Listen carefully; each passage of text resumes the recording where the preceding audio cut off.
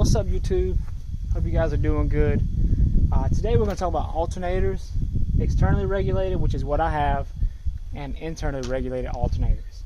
So the reason I'm making the video today is because at the last show my external regulator went out and I was basically unable to charge my alternators. So as you guys can see, I have a fat boy regulator and this thing messed up on me. You got the power, ground, and you got the field wires. So I have externally regulated alternators. As you can see, I have two. I think they're 370s. These are CS alts, and I just wanted to show you guys basically the difference. So internally regulated is what I used to have on my Jeep a few years ago. With internally regulated alts, basically you have a set charging spot. So most of them are like 14.8. So internally regulated alts, you see a lot of people run diodes to basically boost your voltage up. So if you start at 14.8, you add a diode or two and you're like 15.3, 15.5. Obviously the more diodes you put in, the higher the alternator is going to charge. So the diodes basically just trick the alternator into charging just a little bit higher. And of course it just depends on whether it's hot or cold. That really kind of determines how high or low your voltage is. Obviously when everything's hot, it's going to charge a little bit lower, versus if it's freezing cold, normally it'll charge 0.2 volts higher. So I have the externally regulated alts, and now I have to get a new external regulator. So there's a few different types. There's that fat boy that I have in there. There is a brand X, which is what a lot of people use, and there is a blue box regulator. So it's like a little turn style knob that you can turn your voltage up.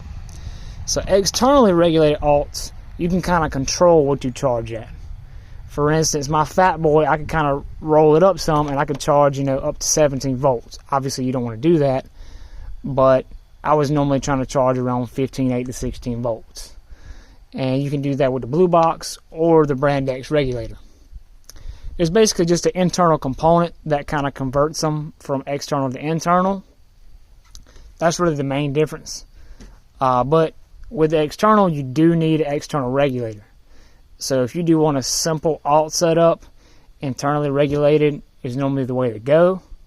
If you have like a GM style alternator like this, brand X does make a 15.5 volt little regulator plug that you can have, and basically your stock charging is at 15.5, and you don't have to put any diodes or anything.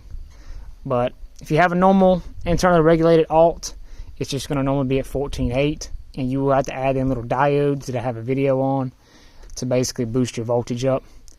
So, but yeah guys, that was basically the main difference. I just wanted to come at you guys since I am having alternator problems or external regulator problems. Just kind of go over that with you guys. And to me, I do think the brand X regulator is the best to use. It is going to be a little bit more pricey, about $250 to $300, depending on how many alts you have. For me, I'm gonna get the blue box. I'm gonna get the one that was off of my blue Jeep, or not my blue Jeep, but my gray Jeep I had. And I'm probably gonna either put it under the hood, or I'm gonna try to put it right before the wall, right in there.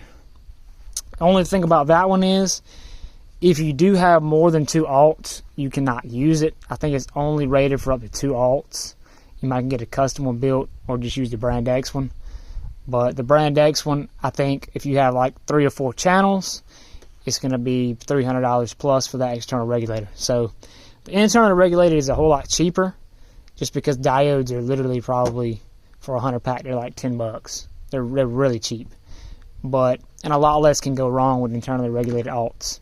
Especially if you have the 15.5 plug or harness, whatever it is, you basically don't even have to touch your alternators. So it's just one less factor to go wrong if you have internally regulated alts. So that's the issue with that I'm having, guys. So I hope this kind of helps you guys understand the difference between the two. I just have externally regulated. You can charge up pretty high with them. Just be cautious of the regulator you have. If it messes up, it's just one more problem that adds on. But yeah guys, I appreciate you guys for watching, and I will come to you guys soon and show you how to install the blue box regulator and get everything back going.